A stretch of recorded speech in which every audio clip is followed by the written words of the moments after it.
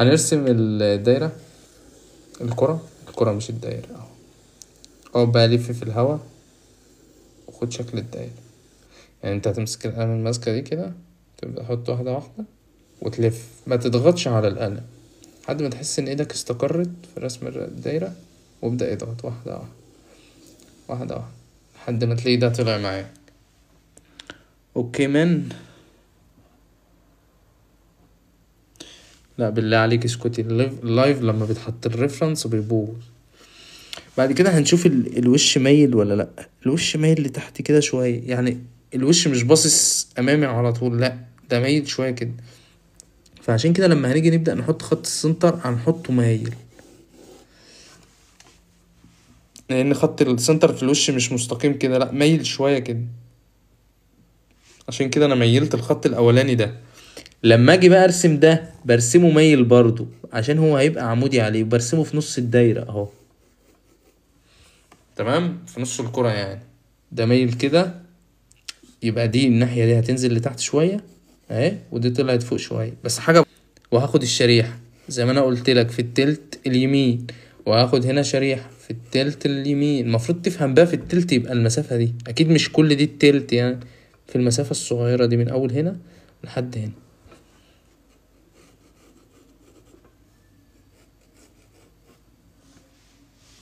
بعد كده هناخد خط الانف هنا، تمام. بعد كده نطلع خط الشعر في التلت الكرة اللي فوق. كأنك قسمت الكرة لتلات تلات من اول هنا، بص كأنك عملت الكرة كده، كأن في خط هنا كده وانت خدت هميله. ايوه هميله، ده مايل برضو وده مايل، خط الانف وخط الشعر بص كل ده موازي، يعني الخط ده موازي للخط ده، موازي للخط ده. الخط ده مايل يبقى ده مايل زيه وده مايل، متوازيين.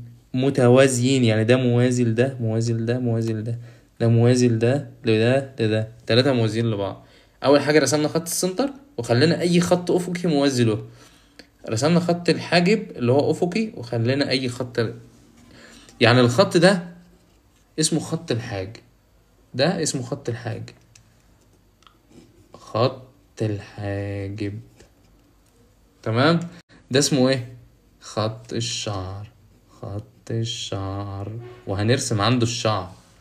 تمام. ده خط الانف. تخيل انت رسمت الوش، خط الانف اهو. في حاجة اسهل من كده؟ عندك ده خط نهاية الحاجب اللي هو ده، خط نهاية الحاجب. ده الحاجب مين؟ اليمين، اليمين اهو. ده خط نهاية الحاجب الشمال. احفظها، انا بقول هنحركه شمال يعني. ده هوش في خط السنتر في النص اهو، عايزين نحركه ناحية الشمال لحد فين؟ سيبك من الخط ده كأنك ما انتش شايفه، انت عايز المسافة دي.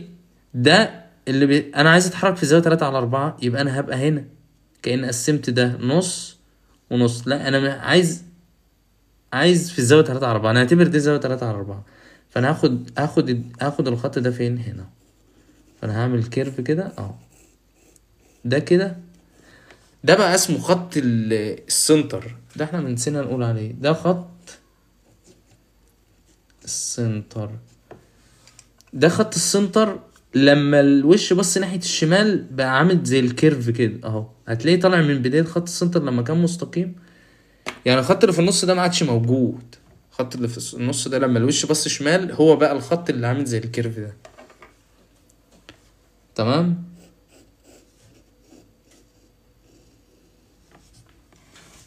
احفظ، انا بقول لك احفظ في الاول وبعد كده هتلاقيك بتفهم. تمام. المسافة بقى اللي اتحركها من هنا اللي هو من خط السنتر لخط السنتر الجديد، المسافة دي مش ده خط السنتر القديم وده خط السنتر الجديد، دي مسافة اهي من اول النقطة دي للنقطة دي، المسافة دي. خط الحاجب الجديد القديم قصدي، خط الحاجب القديم. عايزين بقى نجيب خط الحاجب الجديد، هنمشي المسافة دي من خط الحاجب القديم لخط الحاجب الجديد، هيوصلنا لحد فين؟ هنا. اصبح عندي بقى عرض الشريحة من اول هنا لحد هنا، اصبح عندي دي الشريحة.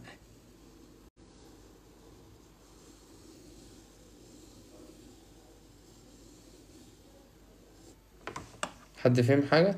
يعني خط السنتر القديم لحد خط السنتر الجديد، خط الحاجب القديم لحد خط الحاجب الجديد، المسافة دي هي نفس المسافة دي.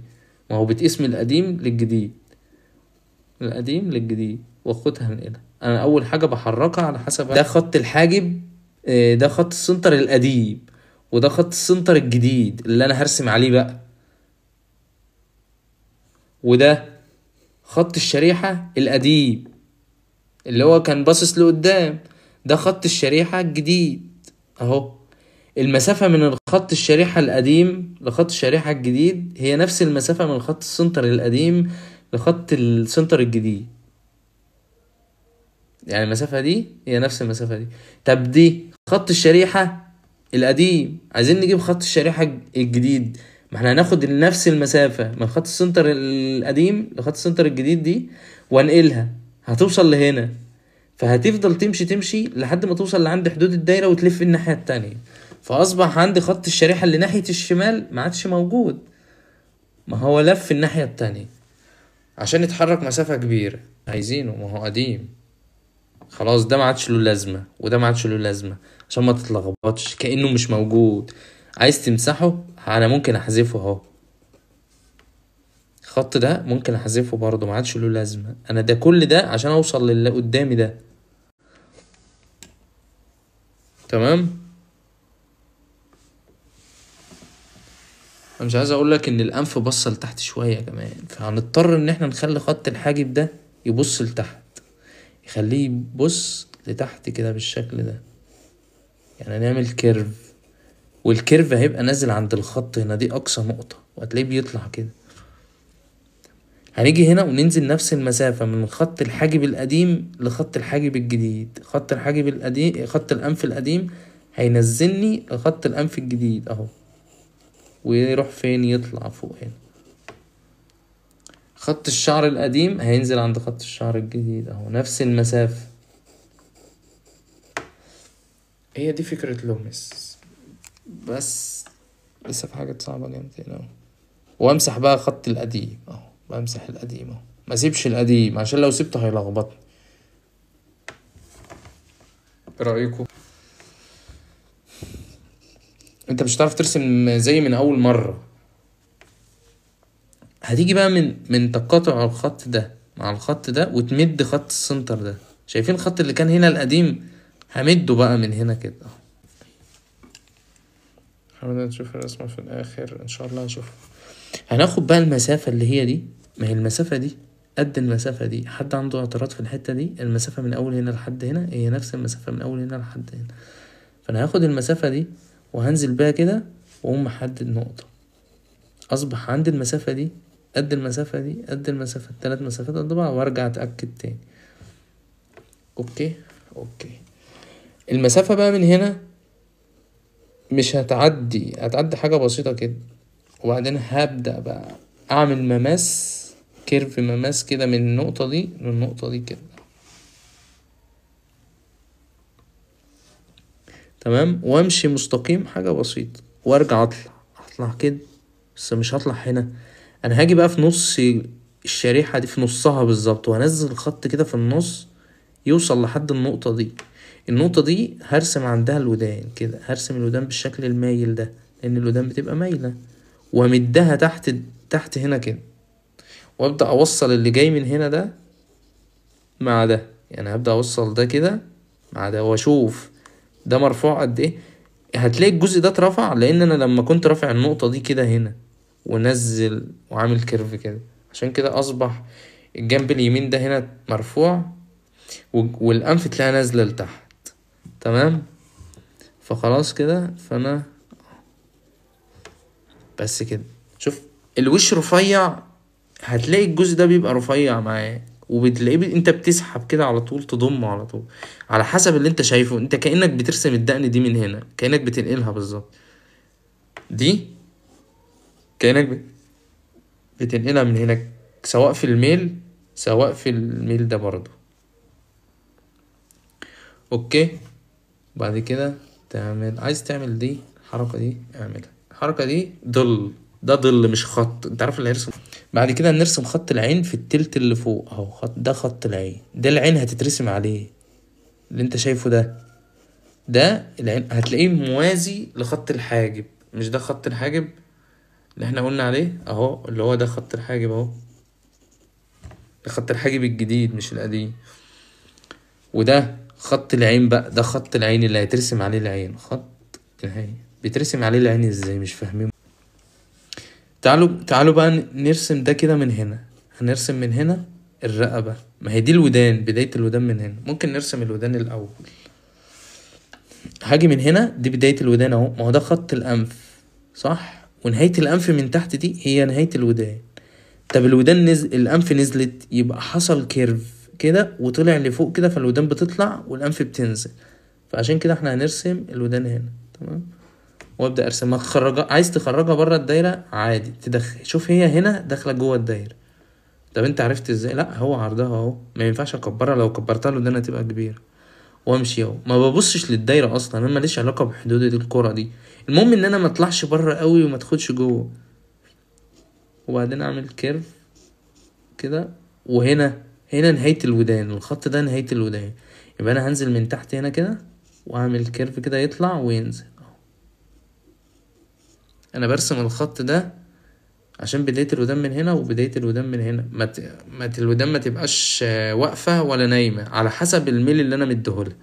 ما الميل بتاع الخط ده اهو انا جايبه من هنا. عارف ان الجزء ده واخد دوران كده، فانت بتقوم هنا رايح هنا واخد الرقبة صح. ما بتتعملش كده، انت بتبص علاقة الحاجب ده بالرقبة دي فين. هتلاقي الحاجب ورا شوية والرقبة قدام شوية. فانت عندك الحاجب اهو، الرقبة تبقى فين؟ قدام شوية هنا كده. بص، يبقى انت هتعملها هنا. تمام. ده الرقبة هتلاقيها بتمشي كده. هتقولي لا ده طالعة لبره، ما هي فعلا طالعة لبره. هترجع بقى بدايتها، ترجع من فوق هنا كده وتجيب بدايتها من هنا تاني اهو، تعمل كده. ده الظل ده كان مكمل كده. هتشوف النقطة دي سابقة الودان بقد ايه، بمسافة صغيرة مش كبيرة قوي اهو. وانزل كده هنا لحد هنا. هتيجي الناحية التانية تمد دي ماشية مستقيم كده. لا ده مكملة كده، بص مكملة كده كأنها ماشية طوالي كده. وبعدين نرجع تاني وهتلاقي الجزء ده ماشي كده اهو. وبعدين ده ماشي مسافة صغيرة وده ماشي مسافة أصغر، وبعدين طلع بدل كده.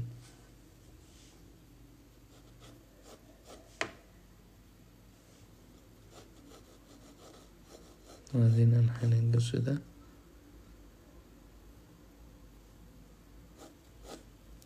اللبس بقى، اللبس انحنى من هنا اهو. وبعدين في خط هنا كده في اللبس مع شكل تظليلة خفيفة اهو. شوف انت اللبس ده جاي منين؟ من عند حدود الوش كده. شوف هتلاقيني واخدها زي ما هو بالظبط. بعد كده بقى سيبنا بقى بالرقبة شوية. خلصنا كده الرقبة. تمام. شايفين انت رسمت ده كده؟ كمله كده. بص اهو، كأنك متخيل اللبس من ورا ماشي ازاي، وبعدين بتكمل عادي.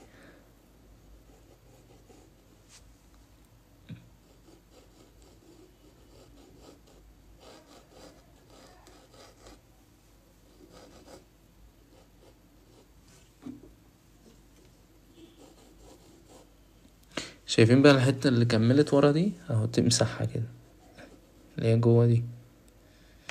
هتلاقي لازم تبدأ تتخيل كده. مش عايز ترسم ده، تخيل وامشي كده وقوم سايب ايدك واعمل كده وابدأ ارسم. ده خط الحاجب، ما هو ده خط الحاجب. هتلاقيها مستقيمة كده، هتلاقيها ماشية مستقيمة.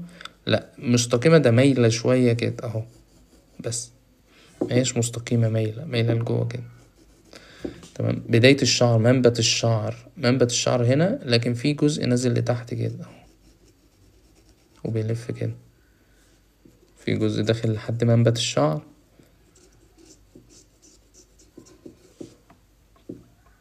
مش هتعرف تنزل من هنا، ارجع من هنا وبعدين ارجع كمل من فوق.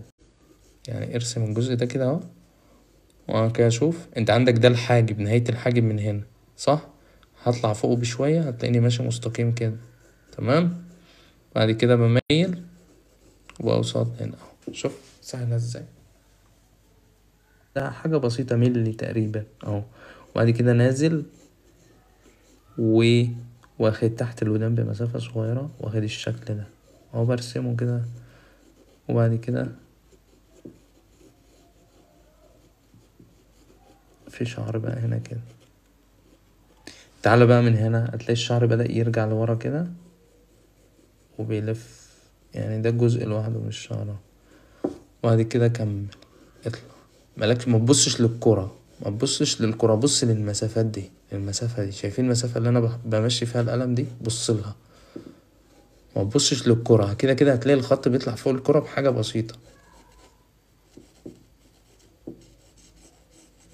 شوف هنا الشكل هنا عامل ازاي. هنا هتلاقي الشعر بيطلع كده، هو ده تغير الاتجاهات كده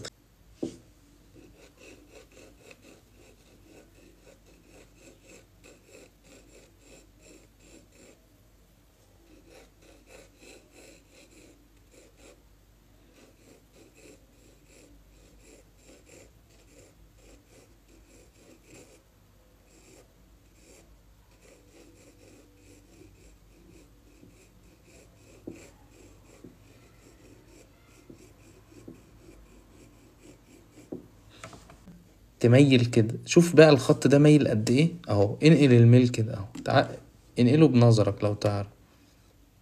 شوف الميل اهو، فانت ميلت كده اهو، كأنك ميلت زي ما هو لحد فين، لحد خط العين. لو انت بصيت هتلاقي لحد خط العين اهو.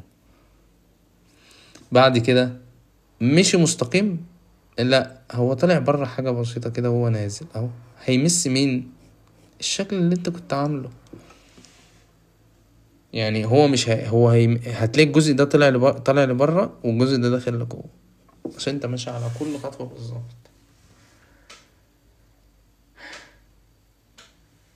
شايفين الميل اللي انت ميلته ده ووقف لحد العين؟ انتوا عارفين هو وقف لحد العين ليه؟ لان مستوى الوش بيتغير، فانت هتلاقي فيه خط مايل برضه اهو، نفس الميلان نفس الاتجاه، لكن ما هوش نفس الميل. الميل هنا هتلاقيه كبير شوية. كبير شوية ليه؟ لان هنا في الزاوية 3/4، انت هنا مش شايف عدلة الوش زي هنا، لكن هتلاقي العين العضماية بتميل هنا كده.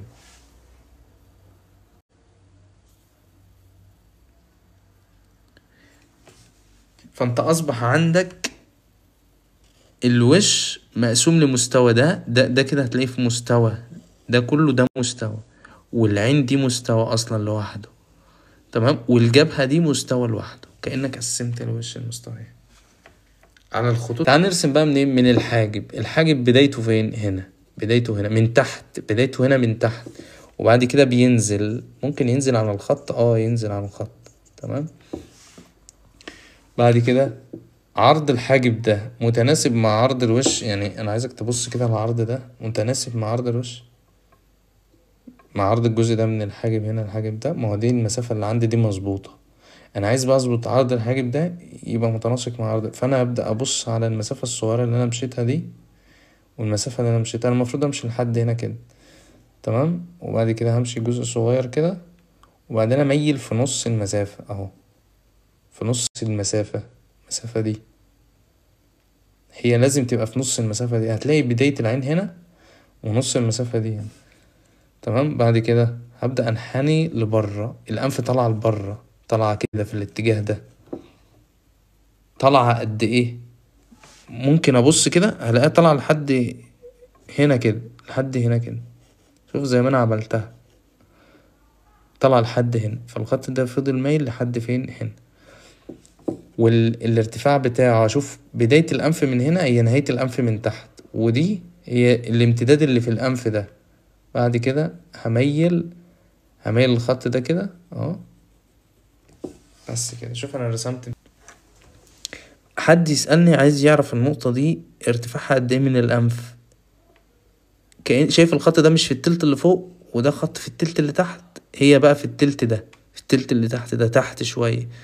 لو الوش بص لتحت هتلاقيها بتنزل، لو الوش بص لفوق هتلاقيها بتطلع. فين بالظبط دي بقى؟ يعني هي عايزة شرح لوحدها الصراحة.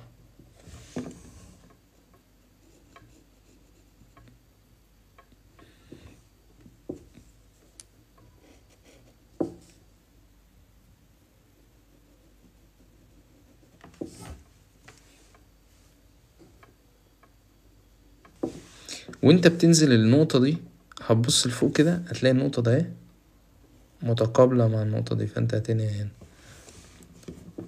هنرسم بقى بالظبط. هي مش احنا كده ظبطنا امتداد الانف ده من هنا صح؟ كلنا متفقين؟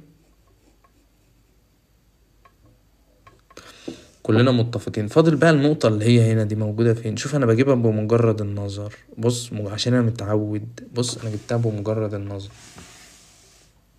فانا همسحها واقول لك جبتها ازاي. هي هتبقى جوه حاجة بسيطة. هتبدأ تفرض مسافة او تبدأ تطلع بخط كده هنا كده، تشوف المسافة دي قد ايه. المسافة دي مش كبيرة اوي، تبدأ تفرضها على اساس اهو. هي ممكن تكون مش صح، انت هتفرضها كده. تبدأ لحد هنا، ومرة لحد هنا، ومرة ونص. تمام. تاني هيجيب مرة والتانية ومرة ونص بالظبط. انت تحسبها 3 مرات بنظرك كده، وبص على المسافة اللي انا قلت لك عليها، وهكذا تبص على عرض الانف بالنسبة لعرض الوش. عمرها ما هتظبط غير كده بمجرد النظر، مش محتاج ان انت تقيس.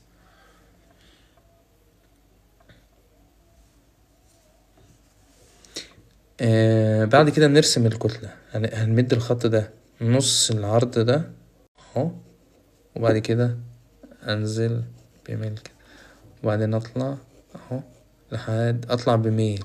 انا اقول لك طلعت بميل ليه. لو انت تلاقي النقطة دي هنا والنقطة دي كده طالعة بميل كده، هل هي طالعة مستقيم؟ لا، طالع بميل.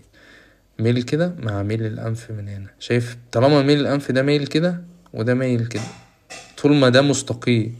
لكن لو الزاوية دي لفت كده هتلاقي الخط ده بيلف معاها كده وبيتعدل على حسب من الزاوية. فانت لازم ترسم كذا زاوية معاه عشان تفهم الموضوع اكتر.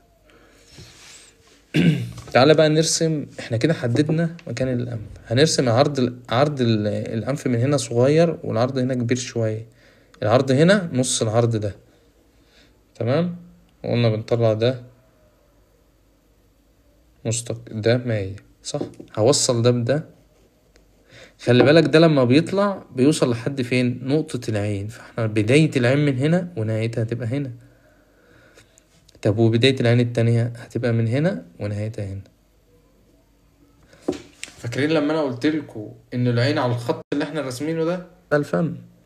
احنا رسمنا كل حاجة، ناقص بس ناقص الفم. تعالوا بقى هنقسم المسافة من اول هنا لحد هنا 3 مسافتين اهو. قسمناهم مسافتين. هتيجي بقى في نص المسافة اللي فوق دي وتيجي كده تمشي تمشي تمشي تعمل مين؟ خط الشفايف. اول خط فوق. بعد كده تنزل بقى منه بقى. هبعد مسافة قد كده للشفة اللي تحت، ومسافة اكبر للشفة اللي تحتها. بس كده يبقى انت كده ايه؟ زي الفل. خلصت. الخط اللي في النص ده بقى هي حزينة صح؟ حزينة صح؟ حزينة ليه؟ هتلاقي النقطة دي فوق والنقطتين دول تحت. تحس ان الصورة فيها حزن شوية. النقطة دي والنقطة دي، مع ان الوش واخد الدوران ده.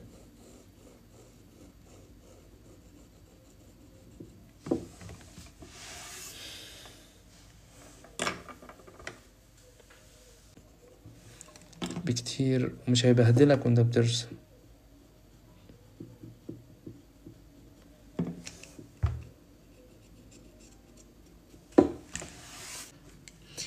مش بتحتاج مرة واحدة. انت كده دلوقتي اللي انا بشرحه لكم ده الابعاد كلها مرة واحدة، فانت تحس ان دماغك بتعمل ايرور وعمرك ما هتفهم الا لما ترسم بورتريهات كتير. لكن انا لو انت خدت معايا كورس وبسطناها واحدة واحدة هتلاقي الموضوع سهل. هو الموضوع بس محتاج يتقسم، وانا بقسمه في الكورس ده. تمام. احنا حددنا مكان الشفايف بس مش هنرسمها دلوقتي. هنرسم الانف الاول وبعد كده نرسم. هاجي بقى هنا كده وارسم كأني برسم فريهان. كنا بنرسم خطوط دي مش فريهان.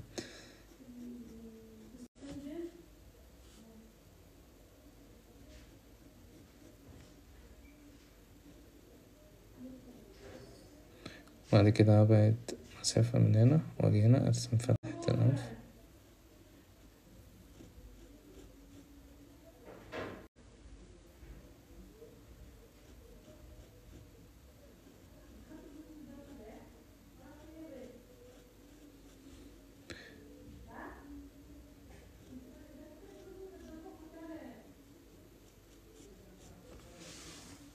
خلصت.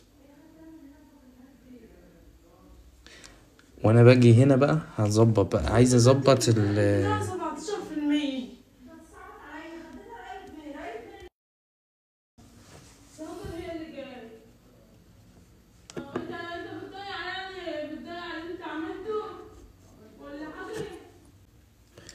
وصلتوا لحد هنا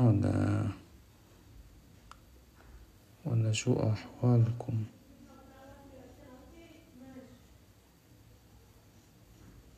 عرفتها منين؟ من فتحة الانف اللي انا راسمها، بنسبها ليه وبعدين ارسم 7 كده طالعة من فوق الخط، هلاقي النقطة دي اعلى والنقطة دي تحت شوية.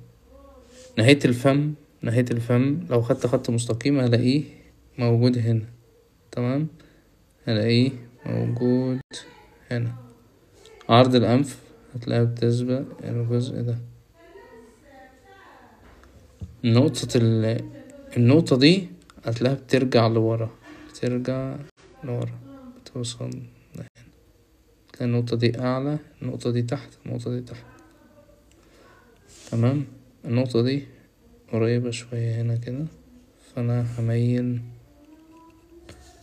بعدين هطلع بدي برا كده،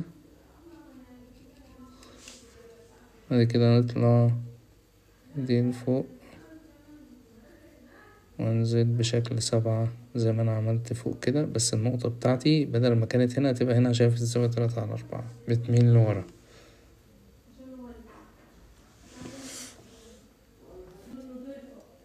بعد كده هنمد ده. انت كنت بتقولي ان مشرحش ليه؟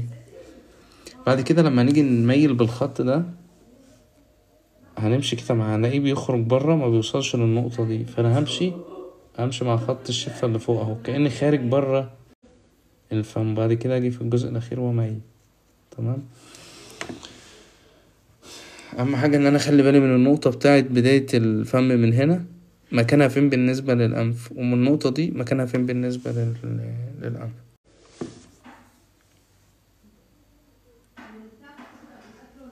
بتتحدد زاوية الوش على حسب نقطة يعني اكيد مش هتفهمها قوي على البورتريه، تمام. بعد كده نيجي نبدأ من هنا، مش من النص، انا كده مش في النص، ايدي دلوقتي مش في نص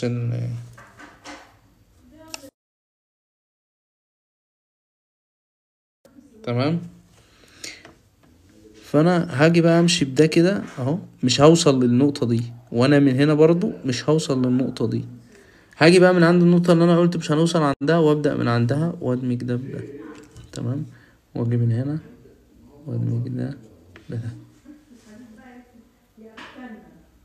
كده. انا رسمت الفم.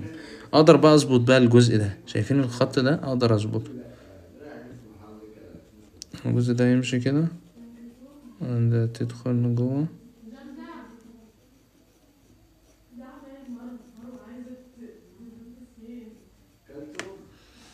كده. ظبطت الجزء ده. بص، بتبدأ تظبط بعد ما بتظبط الملامح.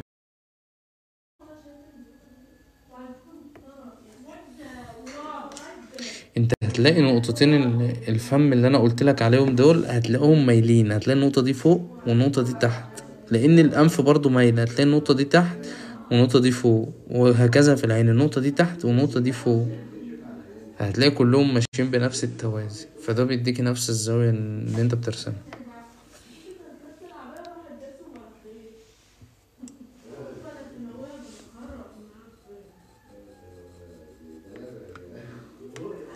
انا عندي خط العين اهو، تمام. لو انا عايز ارسم العين اليمين مثلا، عايز ارسم العين الشمال دي، تمام، ارسم الجفون، وهتلاقي دي ماشي مستقيم ما بينزلش، النقطة دي ما بتنزلش، وبعدين بطلع فين؟ بطلع لنهاية الودان دي، العين من فوق، بعدين امشي كده، بعدين هلاقي دي بقيت مستقيمة لفوق كده، بعدين تلف والعين بتنزل بالزاوية دي تروح فين؟ للنقطة دي. انت عارف النقطة دي طلعت لفوق ليه؟ لان انا لو خدت شريحة في العين بالشكل ده، شريحة في العين، معظمكم مش هيفهم يعني ايه شريحة في العين، يعني كأني قطعت جزء من العين مربع كده بالشكل ده وهرسم عليه عين. لو انا قلت ان ده خط العين اللي هو ده، تمام، بدايته من هنا ونهايته من هنا اهو، هو ده الخط. هلاقي النقطة دي بتترفع لفوق ليه؟ لأن هتلاقي الشريحة واخدة نفس الدوران اللي هو دوران الوش من هنا كده، فهتلاقي النقطة دي بتترفع مع إنها في نفس المستوى ده، بس عشان الوش بيحصل له دوران.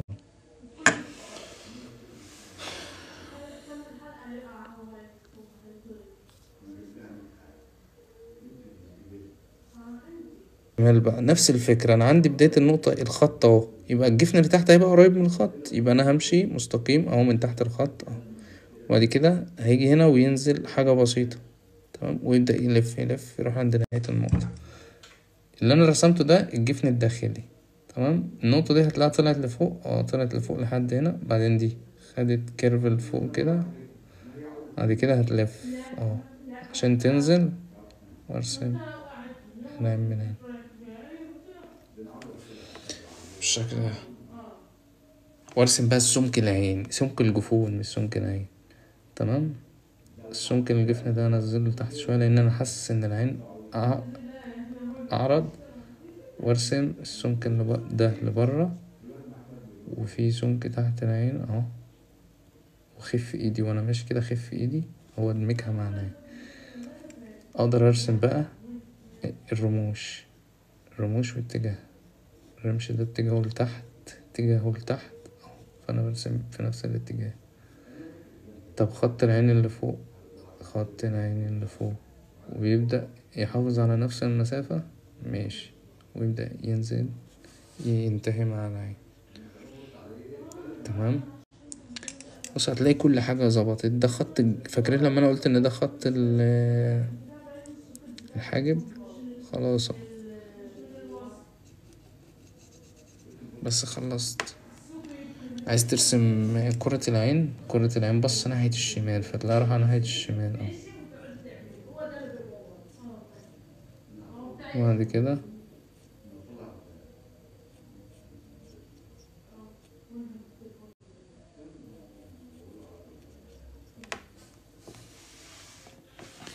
عايز اضيق العين شوية، انا وسعتها،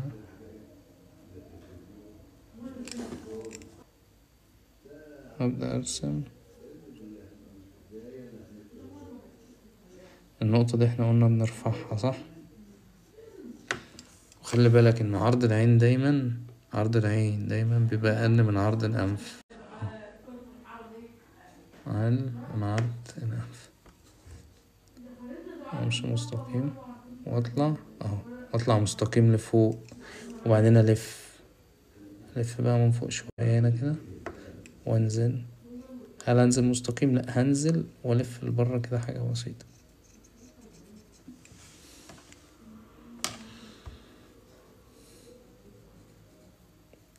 بس وابدأ اظبط ده مع ده.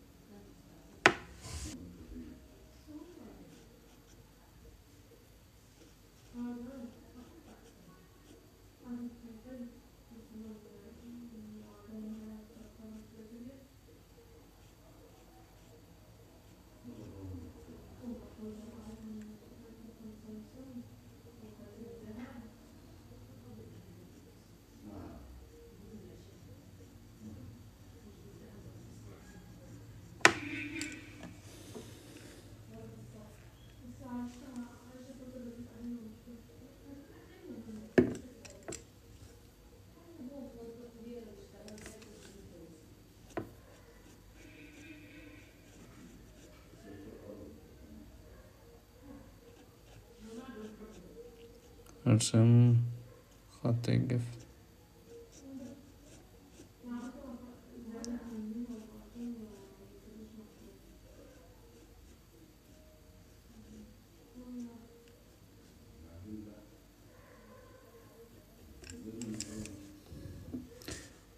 نرسم الحاجب، هتلاقي الحاجب سابق العين، بيمشي مستقيم لحد بداية العين، وبعد كده يبدأ يقلب لفوق ويتحرك كده يمشي.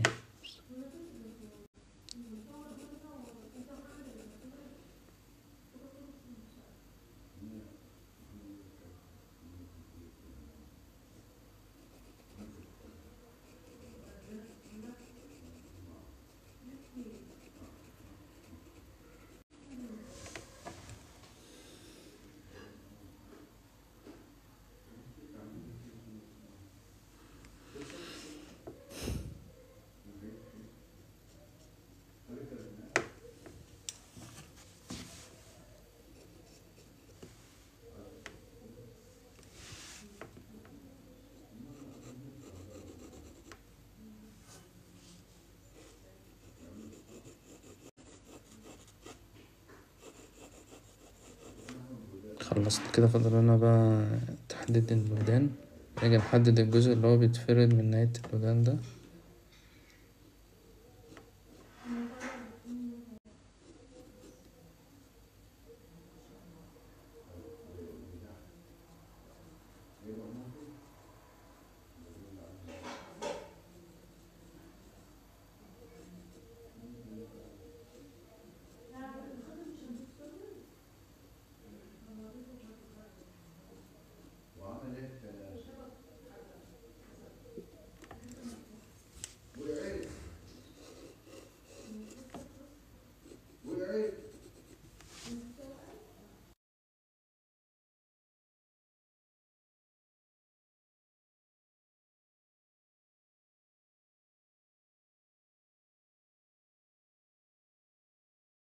انا عامل الحتة دي شكل كأنها واقعية، صح، من غير ما اعمل اي حاجة، لان انا بقيت فاهم ان في تجمع اربطة هنا. يعني اربطة جاية من هنا، اربطة التشريح جاية من هنا كده بالشكل ده، تمام.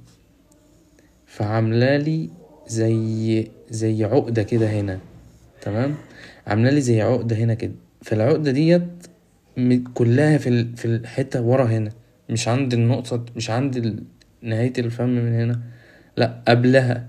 فهتلاقي الحتة دي عالية، هتلاقي الجزء ده عالي، تمام. والجزء ده منخفض، الجزء ده اللي هو عند الخط بالظبط، الخط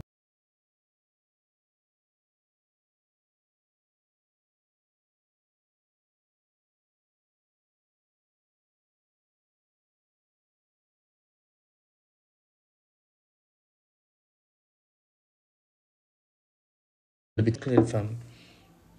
ده اللي بيتحكم، ده مع ده بيتحكموا في حركة الفم كده، تمام. هتلاقي الأربطة دي برضو نفس الفكرة هنا، وبتيجي هنا، بس هيبان شكلها أرفع شوية. الأربطة دي مربوطة بالعظم، في عظمة هنا كده مربوطة بمين، متربطة هنا بدي. فتلاقي الجزء اللي بيتربط فيها، تلاقي الجزء ده عالي، ده بسبب العظمة تلاقي عالي. الجزء ده تلاقي في انخفاض هنا في المنطقة دي بالظبط. أنا من غير ما أبص على البورتريه أكون عارفه، تمام. تلاقي المنطقة دي منطقة عظمة، نهاية العظمة هنا، الفك من هنا بيبقى عالي، بيبقى عارف. هتلاقيه بياخد ايه، تصميم مختلف كده كده.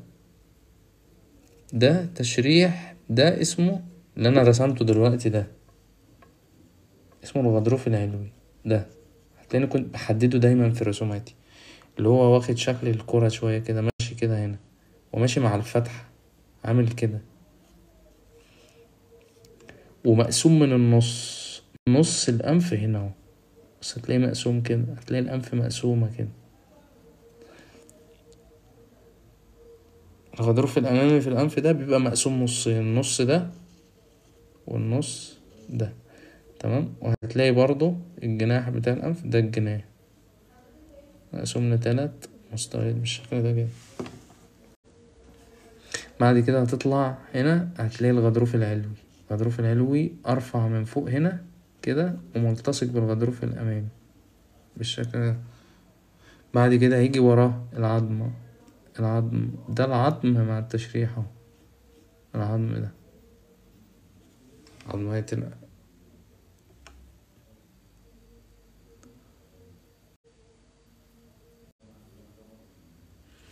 انت لو جيت تضغط على الجبهة بتاعتك من هنا، هتلاقيها معضمة شوية، هتلاقي تحس ان العظم باين، مفيش فراغات. الفراغات هتلاقي هنا كده، تلاقي هنا في المنطقة دي كده، تلاقي كرة العين اهي، وحواليها بقى العظمة تلاقيها مميلة من هنا، واخدة نفس الشكل ده، والناحية والجهة التانية. انا بحاول ان انا اتخيل موضوع، مش عايزين نزود في التفاصيل اكتر. شكرا على الشرح، قلبك طيب.